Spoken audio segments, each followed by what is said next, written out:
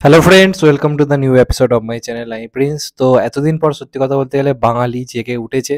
যে কন্টেন্টের পাশে থাকা উচিত, যে কন্টেন্টের পাশে দাঁড়ালে বাংলা ইন্ডাস্ট্রি সত্যি কথা বলতে গেলে এগোবে, সেই কন্টেন্টে কিন্তু যতটা পাশে থাকা যায় বাঙালি মানে বাংলা কিন্তু ট্রাই করছে। বাঙালি কিন্তু কোথাও গিয়ে পাশে থাকার যতটা পারছে চেষ্টা করছে, এবং এটা থেকে এটাই প্রমাণিত যদি ভালো কন্টেন্টের আজকে মেন স্ট্রিম কাজ হয় তাহলে কিন্তু অডিয়েন্স দেখতে যাচ্ছে। এর সবথেকে বড় প্রমাণ হচ্ছে পাড়িয়া, যেটা স্টার্টিং যখন হয়েছিল আমি তখনই বলেছিলাম যে স্পট বুকিং এর কথা যদি বলা যায় তাহলে কিন্তু বেশ ভালো হচ্ছে। আমি ডে ওয়ান মানে রিভিউটা যেটা করেছিলাম ডে ওয়ানের বক্স অফিস সেখানেই বলেছিলাম যে হতে পারে শুরুটা হয়তো বিরাট কিছু হয়নি, তবে যেটুকু যা স্টার্ট নিয়েছে সেটা কিন্তু যথেষ্ট ভালো, এবং ডে টুর রেসপন্স কিন্তু ডে ওয়ানের থেকে ফার বেটার, এবং ডে থ্রিতে সামথিং ডিফারেন্ট কিছুই হতে যাচ্ছে। সেটা কি সেটা নিয়ে কাল নয় কথা বললাম।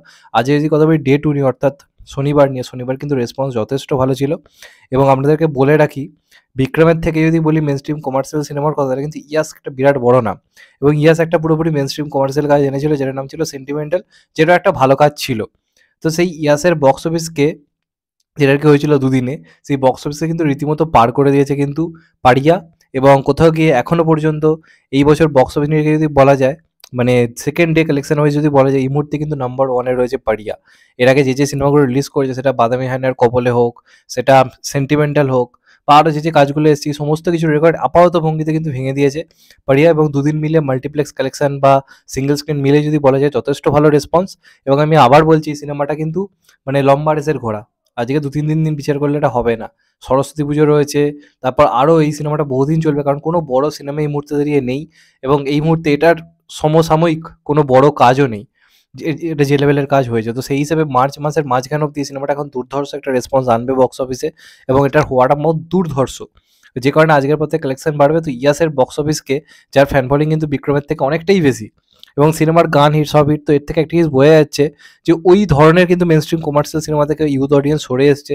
যদি ইউথ অডিয়েন্সকে আজকের দিনের মতো করে মেন স্ট্রিম কমার্শিয়াল সিনেমা দেখানো হয়, তাহলে কিন্তু তারা যাচ্ছে।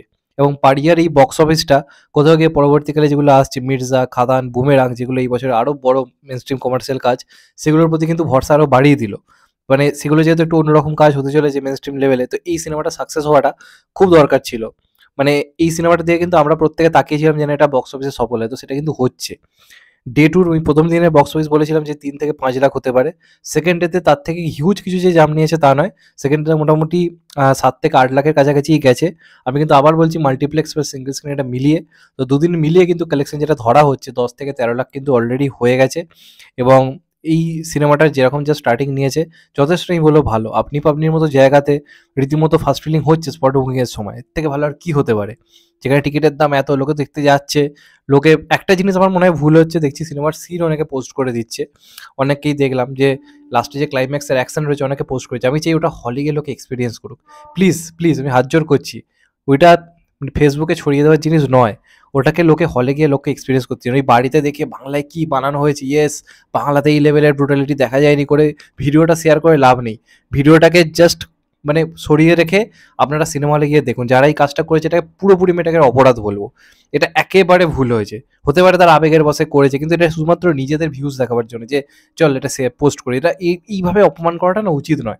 প্রচণ্ড খেটে বানানো একটা কাজ, বিক্রমদার রীতিমতো চোট লেগেছিল, মানে বাপায়ের আঙুল রীতিমতো ভেঙে গেছিল। তো ওইগুলো করতে না অনেক খাটুনি লাগে। শুধুমাত্র ফোনটা নিয়ে ফেসবুকে শেয়ার করে দেওয়াটা না অনেক সহজ। তো যে সমস্ত দর্শকরা এটা করেছে তারা আমি বলবো এটা পুরোপুরি একটা অপরাধ করেছে, এটা কখনোই উচিত হয়নি। কারণ ওটাকে লোকে হলে গিয়ে লোককে এক্সপিরিয়েন্স করতে দিন। ছবি তুলুক ঠিক আছে, ভিডিওটা কেউ ছেড়ে দেয়? অনেককে দেখলাম। তো যাই হোক, সেটা নিয়ে আমি আর কথা বলে কি করব? এটা এখন বাঙালির কালচার হয়ে গেছে ফোন নিয়ে, মানে ফোন খুলে বসে থাকা। সিনেমা দেখার থেকে বেশি ফোনে ক্যাপচার করাটা অনেক বেশি ইম্পর্টেন্ট। তো যাই হোক, সেটা নিয়ে আলাদা করে কথা বলে আর লাভ নেই।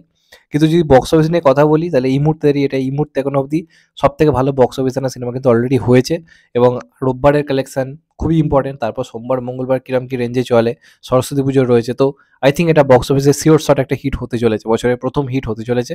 আশা করব যেন এটা সুপার হিট হয়, যেন এটা ব্লকবাস্টার হয়। তাহলে পরবর্তীকালে আমরা পাড়িয়ে টু আরও ভয়ঙ্কর কিছু হয়তো পেতে চলেছি। তো এটাই ছিল আজকের বক্স অফিস আপডেট। তো কালকে রোববারের বক্স অফিসটা তোমাদেরকে জানাবো। তো যাই হোক, এটাই ছিল আজকের বক্তব্য। চ্যানেলটা নতুন হলে চ্যানেলটাকে সাবস্ক্রাইব করে দিও and get the bell icon. ভালো থেকো সবাই। Take care. নমস্কার। আবার দেখা হবে হয়তো ভাই। সবাই ভালো থেকো, সুস্থ থেকো। নমস্কার। Take care. আবার দেখা হবে।